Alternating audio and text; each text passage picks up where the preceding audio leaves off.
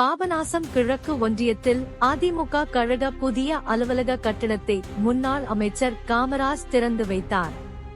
தஞ்சை மாவட்டம் பாபநாசம் கடை வீதியில் அம்மா பேரவை மாவட்ட செயலாளரும் கிழக்கு ஒன்றிய கழக செயலாளருமான துரையு சண்முக பிரபு மற்றும் பாபநாசம் பேரூர் கழக செயலாளர் கோவியு சின்னையன் ஆகியோர் ஏற்பாட்டில் பாபநாசம் கிழக்கு ஒன்றியம் மற்றும் பேரூர் அதிமுக கழக புதிய கட்டிட அலுவலகம் திறப்பு விழா நிகழ்ச்சி நடைபெற்றது.